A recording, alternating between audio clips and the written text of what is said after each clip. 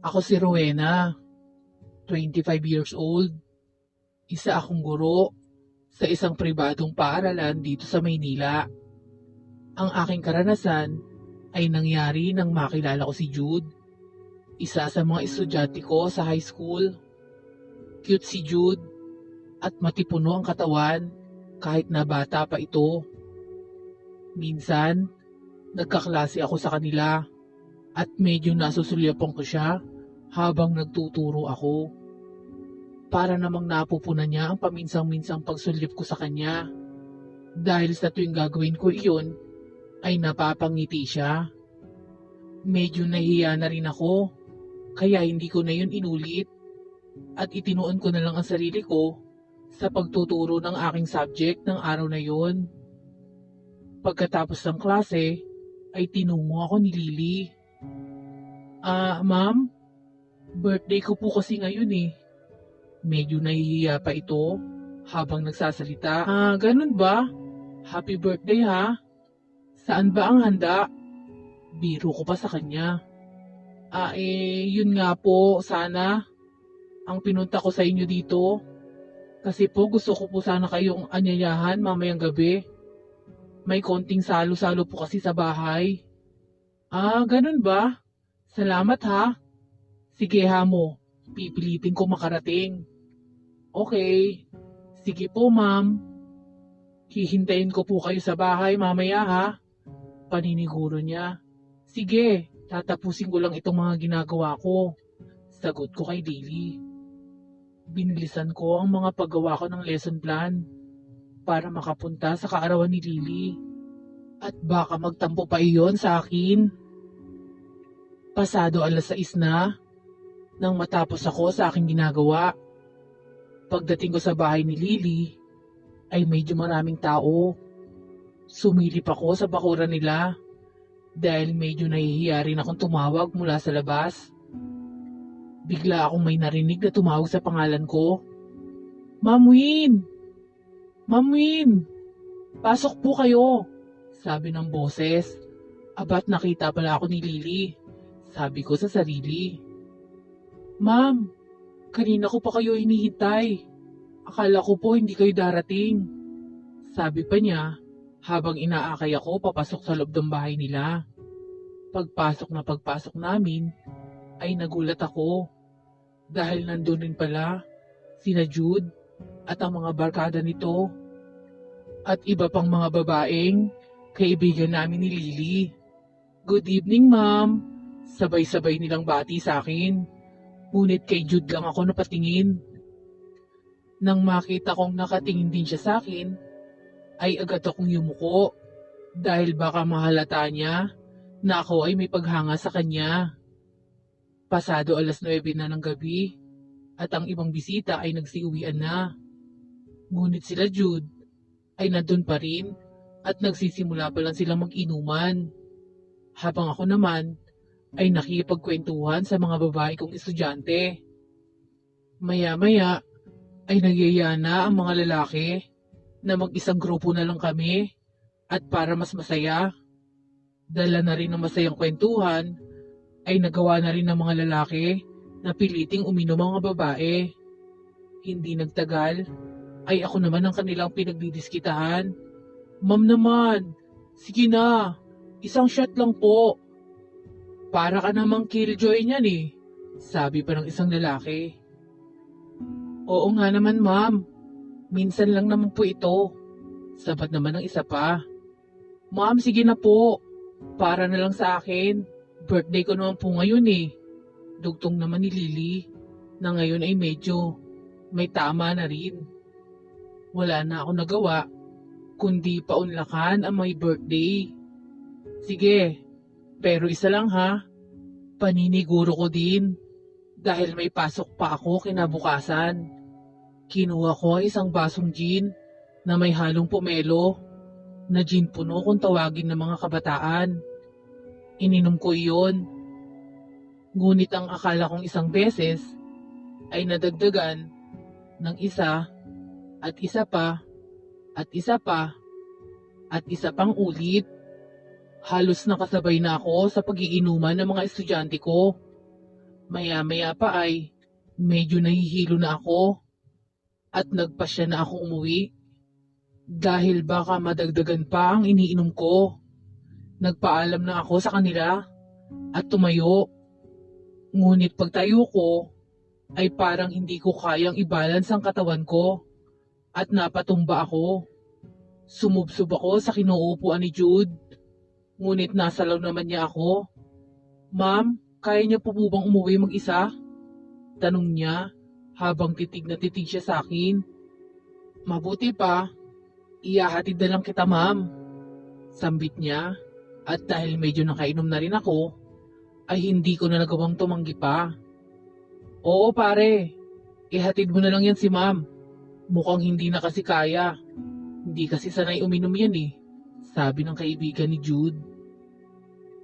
"Tayo na po ma'am, iyahatid na kita." Bulong niya sa akin at pinakbay niya ako sa balikat niya. Nararamdaman ko ang mainit niyang balat na medyo dumidikit sa akin. At dahil doon, ay parang unti-unting nagiinit ang katawan ko sa tuwing magdidikit kami. Nararamdaman ko sa sarili ko na may kakaiba sa akin, para akong nag-aapoy sa init. Lalo na at magkadikit ang mga katawan namin ng estudyante ko. Inakay niya ako pasakay sa taxi. Sa loob ng taxi ay hindi ko mapigilan ang sarili ko. Nakahilig na ako sa balikat niya at nagkukunwari akong natutulog. Kunwari ay nawala ako sa posisyon at dumulas ako papunta sa binti niya. "Oops!" Nagulat siya, ngunit pinabayaan niya na lang ako. Ngayon ay halos wala ng isang dangkal ang lapit ko sa bagay na yun sa kanya. "Ma'am? Ma'am?" Panggigising niya sa akin, ngunit nagpanggap pa rin akong tulog. Pero meron siyang ginawa na hindi ko inaasahan. Humawak siya sa balikat ko mula sa likod. Medyo nakikiliti ako dahil minamasahe niya ako. At dahil sa ginagawa niya, ay nagdoble ang init na nararamdaman ko sa katawan. Dahil na rin siguro sa alak na nainom ko, kaya ganito ang init ng nararamdaman ko. Nagulat na lang ako na unti-unting gumagalaw ang kamay niya at tinutumbok na ang bagay na iyon sa akin. Halos hindi ko na mapigil ang maglabas ng ingay sa aking lalamunan. Medyo lasing na rin ako sa mga oras na yon, kaya imbis na pigilan ko siya, ay hinayaan ko na lang siyang ipagpatuloy ang ginagawa niya dahil talagang nagugustuhan ko iyon. At maya-maya pa ay nararamdaman ko na unti-unting nabubuhay iyon sa aking estudyante. Dahil doon ay mas lalo akong nag-init at hindi ko na mapigilan na may munti at mahinang ingay dahil baka madinig kami ng driver. At alam kong narinig iyon ng aking estudyante dahil pagkatapos niyon ay bigla niya akong hinalikan na lalong nagpaliyab ng init sa aking buong katawan. Hindi na ako makatiis, kaya ginawa ko na din ang bagay na makakapagpasaya sa kanya. Pero nagulat na lang ako bigla, nang bigla na lang siyang bumulong sa akin. "Galingan mo, ma'am, ha?" Nakuha ko agad ang kanyang ibig sabihin. Dahil gusto ko ring masuklian ang ginagawa niya sa akin, ay tinanggal ko na nga ang sagabal sa kanya. "Gawin mo na, ma'am," bulong niya sa akin. Sabay halik sa tenga ko. Mainit ang hininga niya na lalong nagpapainit sa akin. Kahit nahihiya ako, ay gusto ko rin gamitin ang pagkakataong iyon para ipadama ko sa estudyante kong si Jude ang damdamin ko para sa kanya.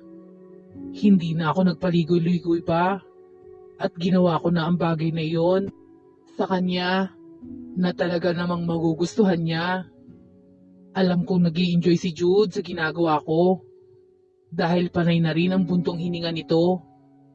Buti na lang talaga, hindi kami nahahalata ng driver dahil nakapokus lang sa daan ang kanyang paningin.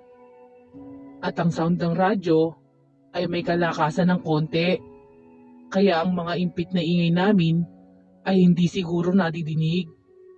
Hindi nagtagal ay nararamdaman ko nang idinidiretso na niya ang kanyang mga paa at nanginginig na ang kanyang mga binti. Alam ko na nalalapit na ang kanyang pagdating sa dulo. Kaya naman mas ginalingan ko at ilang sandali pa nga ay narating na nga ang dulo. Tila ba nawalan siya ng lakas pagkatapos. Ang saya sa pakiramdam na nagawa namin yon sa loob ng taxi na hindi kami nahuhuli. Ang ginawa kong ito sa aking tinatanging estudyante na si Jude ay hindi ko pa nagawa kahit kanino. Kahit sa dati kong boyfriend ay hindi ko yun nagawa. Tamang-tama naman, biglang huminto ang taxi. Nakarating na pala kami sa aking tinitirhan. "Ma'am, nandito na po tayo," sabi ng driver habang nakatingin sa rear mirror. "Eto manong ang bayad. Salamat po." Nang makababa na kami, ay para lang walang nangyari at hindi naman iyon pinag-usapan. Magpapaalam na sana siya, ngunit bitin ako sa ginawa niya kanina. Naisip ko, dala na rin ng kalasingan, ay bigla ko siyang hinawakan sa kamay at kinaladkad sa loob ng aking apartment. "Ako lang mag-isa dito, huwag kang mag-alala," sabi ko sa kanya habang binubuksan ko ang pinto. "Dito ka nalang matulog." Hindi na siya nagsalita dahil kuhanan niya ang gusto kong sabihin at mangyari. Nginitian niya ako at sinabing, "Kaya mo pa ba?" Tinitigan ko siya at namumungay ang kanyang mga mata. Ngumiti rin ako at nagsabing, "Ako?" Ang tanong siguro ay, "Kaya mo pa ba?" "Well, there is only one way to find out," sagot niya habang nang-aakit ang mga mata. Pagpasok pa lang ay isinara na niya ang pinto at niyakap niya ako mula sa likod. "At last, masosolo rin kita sa wakas. Matagal na kitang pinanggigigilan, ma'am." Hindi na ako nagsalita pa dahil gusto ko lang naman malaman ang susunod niyang gagawin. Pinaharap niya ako sa kanya, sabay siil ng halik. Lumaban din ako. Sabik na sabik kaming pareho. Hindi ako nagpapadaig. Tinumbasan ko ang galing niya sa paghalik. Ang mga labi namin ay may mga munting ingay na dahil sa tindi ng ginagawa namin. Tinanggal niya ang sagabal sa aking katawan. Nakita kong medyo lumaki ang mga mata niya nang makita niya ito. Halatang napahanga siya sa nakita. "Hindi ka pa ba nagugutom?" Tukso ko sa kanya na may dalang nangaakit na boses. "Ah, ganun ba?" At agad niya akong hinila papunta sa sopa at agad pinaupo. Halos maputol ang hininga ko sa saya na nararamdaman ko ng mga oras na yon dahil sa ginagawa niya. Ang mga kamay ko ay hindi ko na alam kung saan ko pa ikakapit dahil sa sayang nalalasap ko. Ang gilid ng magkabilaang sopa ang napili kong pagkuhaan ng lakas dahil halos panawan na ako ng ulirat dahil sa saya na aking nadarama ng mga oras na yon. Maya-maya pa ay may namumuuna sa puson ko na anumang oras ay makakamit ko na. Hindi ko na napigilan pa at nanginig na ang buo kong katawan nang marating ko na ang dulo. Medyo nanlalambot pa ako at ang kabog ng dibdib ko ay para ako nakipagkarera sa kabayo. Si Jude naman ay nagawa pang tumirik ang mata. Agad lumapit si Jude sa akin at agad kami naghalikan ng mapusok. Gawin mo na please, sambit ko sa kanya. Gusto ko nang maramdaman ang bagay na yon sa kanya dahil para na akong apoy sa init. At hindi ko na kaya pang maghintay ng kahit ilang segundo pa. Agad naman niyang pinagbigyan ang hiling ko. Umayos na siya agad at pumwesto. At may pag-iingat na ginawa niya ang bagay na makakapaghatid sa amin sa dulo. Tagumpay na nag-isa kami. Kakaiba talaga ang bagay na yun sa kanya. Dahil ramdam ko ang pagkakaiba ng sa kanya at sa dati kong boyfriend. Halos mapasigaw ako sa sayang nararamdaman ko. Fantasia.com. Ganito pala ang pakiramdam.